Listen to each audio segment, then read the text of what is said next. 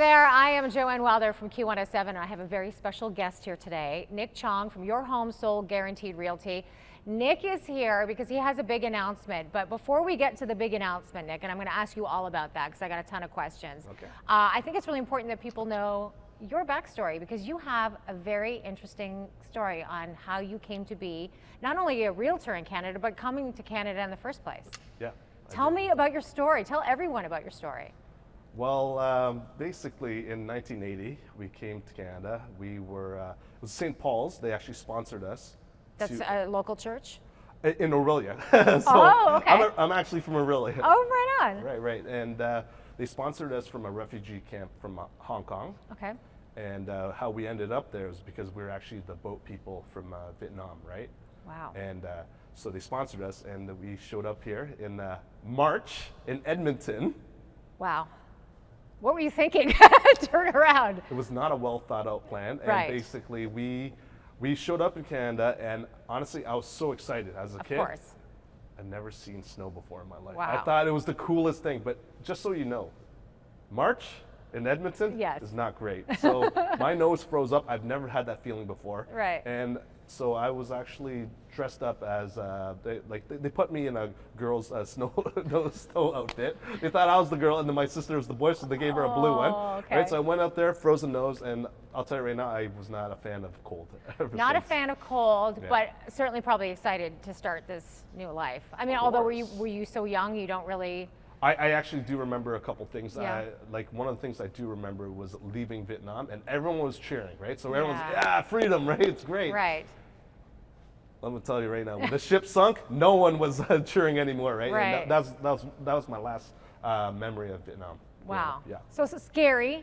Scary. Exciting. Yes. And it's obviously been a great ride for you. Tell me about what it was like living here in Canada, besides the cold, for you, and getting settled where you are now. Well, okay, so Vietnam, just so you know, it's a third world country, right? Unfortunately, beautiful country, but it's still a third world country. And even then, we were considered poor for that standard, right? So, like when we came to Canada, it's been a great time. To me, even though it was kind of a struggle, right? Yeah. We basically had 5 people in the home in a 2-bedroom. So when we first went to Orillia, actually, we had 1 bedroom and we shared like a common space with this lady. So I thought she lived in a closet. No, it was just a shared wall, right? So there was 5 of us living in that, right? And then the next home we went to, it was more space. There's a picture of me as a kid, and I'm sitting next to the fruits and I'm eating it, and I'm so happy because in Vietnam, no one believed that, you know, when you have those Thanksgiving feasts and all that. Okay, none of us believe that. Okay. No one believes that. No right? one believes that we have huge feasts. Yeah, so we had those pictures. So now we all believed it, and we sent it back home. So everyone's, oh my God, this place is great. Right. And even though the place that we were staying in wasn't the greatest, we used to call it the house with the hole in the ceiling. Okay. Okay. Because we would always constantly hear the toilet running. Okay. And it'd always be leaking during rainstorms. But we loved it because it was much better from where we came. Yeah. And so where did you grow up? Like where you were started in Orillia, and then where did you go from there? Yeah, so we ended up going to a few places in Toronto, right? Toronto's been home for us, right? Right. But really where it's close is Scarborough, right? That's where I grew up, and that's basically why I'm doing all this stuff now. And what school did you go? What schools did you go to in Scarborough? I'm from Scarborough too. We probably went to rival high schools. Probably. We did. So I went to Agincourt Collegiate. Okay. Right? So I went to Bethune. There you go. Yeah. She's fancier than me. I don't know about that. Yeah. And how was that for you? So so it was very different, right? Because when I went to Scarborough, it was a bit of a shock because when I was in Riverdale, there was actually a lot of people from my old hometown, right, from Haiphong, right, from Vietnam. Oh wow! And stuff like that. Yeah, so it was all Asians down there. Then I went to a school in North York, and it was a culture shock. I think we're the only Asian family there. Oh, so really? Because this is the early 80s, of course, right? Yeah, It was weird. So we couldn't even speak English properly, right? So it was pretty. It's a bit of a struggle. Then we went to Scarborough, and it was a bit it's a bit better, but ran some challenges, obviously. For sure. And now, okay, so then you're in Scarborough, and is this why? Tell me about this bursary that you're setting up, because that's what the big announcement is all about. Yeah, Nick has got a bursary that you are going to start. Yep. Give us the details. Yeah, we've actually started already. So there's already a award winner this year. Wonderful. Right, and basically it's whoever had their good marks throughout Agincourt, the entire time in high school. School year, yeah. Yep. So when they go to university, they're going to have some money, so they can just focus on school, right? Because when I went to school, when I went to university, it wasn't that way, and you know what? My grades weren't the greatest, right? Because of that, and I just want like a kid, young adult, to have a better chance than I did at it, right? Okay, so going back to your days in high school, can you share any experiences that maybe led you to create this bursary, besides maybe the fact you didn't have the greatest grades? Yeah, I did. I had good marks in high school, okay, right? Good. But going to university was tougher because I was working until like 3 a.m. every day. What were you working at? I was working at a bar, right? So it was like, because guys like me, when you're that young, you just take any job that you can get, right? Of course. And basically that's what happened. So. You worked your way through university? I worked my way, well, yeah, pretty much, right? And when I was in high school, right, some of the challenges that hit me really hard was basically we were really poor. In high school? Yes, we were. So I actually had to watch my, you know what? Hold on. It's okay. I totally get it. Deep breath. Yeah.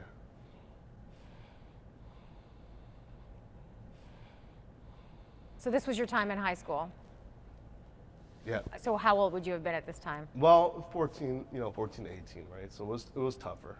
It was really tough. And basically, we had no money. Yeah. Which is hard for any teenager going to high school. I mean, when you look at other kids and they're looking at you, was there judgment? Was there anything like that? Did you feel like you had to struggle? Yeah, it was hard, to right? fit in? Like our clothes. Right. Stuff like that. Sorry. Okay. sorry. I promised you I wouldn't do that. No, listen, this is totally normal. So that's Yeah. probably that emotional, it's a big part of your life, what you went through, and probably what inspired the bursary. Yeah, for sure, right?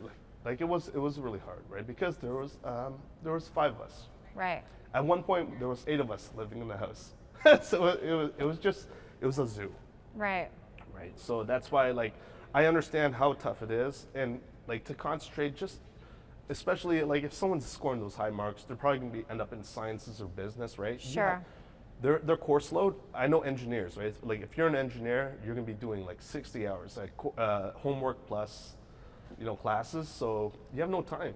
And the thing is, you can't even pay for books. And I was going to say, like, it doesn't matter how great your grades are if you can't pay for it. Yeah. What's the point of being there? What's right? the point of being there? Yeah. So that was one of the tough parts. So okay. So Yeah. how do you envision this bursary making an impact on somebody's life? Like, what do you think it's going to do?